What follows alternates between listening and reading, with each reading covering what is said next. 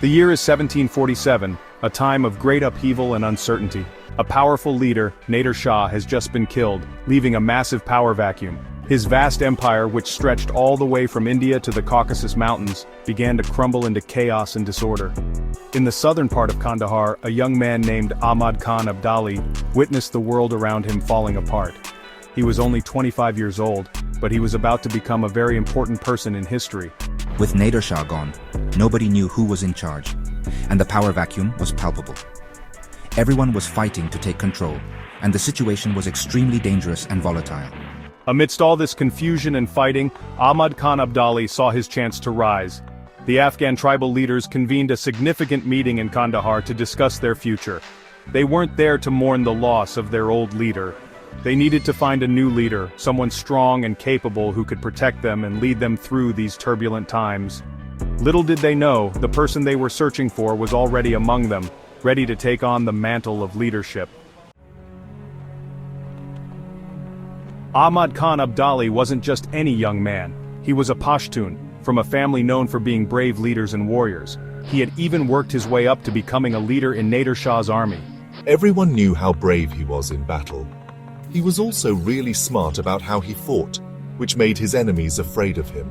But he wasn't just good at fighting, he was also really smart and a good leader. People liked him because he was fair, humble, and respected their traditions. All these qualities made him stand out to the tribal leaders. They saw someone who could unite them, protect their land, and bring peace back to their world. The tribal leaders all agreed Ahmad Khan Abdali would be their new leader. This decision was not made lightly. It was a momentous occasion that would change the course of history for the region. They called him Duri Duran, which means Pearl of Pearls. This title was a testament to his esteemed status and the high hopes the tribes had for his leadership. From then on, he was known as Ahmad Shah Durrani. His name would soon become synonymous with power and ambition. He was now a king, but his job was just beginning. The coronation was just the first step in a long journey to establish his rule. He had to build his own empire. This meant not only consolidating power but also expanding his territory. Ahmad Shah didn't waste any time. He immediately set his sights on Kandahar, a strategic location for his burgeoning empire. He made sure everyone in Kandahar supported him and that the other Pashtun tribes were on his side. This unity was crucial for his future campaigns. Then he led his army to fight, pushing his empire bigger, all the way to India in the east and Persia in the west. His military campaigns were relentless and strategic. His biggest victory came in 1761 at a place called Panipat. This battle would become legendary in the annals of history. His Afghan army fought against a powerful Indian army. The stakes were incredibly high, and the outcome was uncertain. It was a huge battle that lasted for hours. The clash of swords and the roar of cannons filled the air. But Ahmad Shah was a genius on the battlefield, and he led his army to victory. His tactical brilliance turned the tide in their favor. This made everyone respect him even more. His leadership and victory solidified his reputation as a formidable ruler. Ahmad Shah Durrani was a great warrior, but he was also a great leader in other ways. His vision extended far beyond the battlefield. He didn't just want to be a king who fought wars.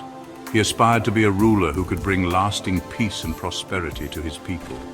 He wanted to be a fair king who took care of his people. His reign was marked by efforts to improve the welfare of his subjects.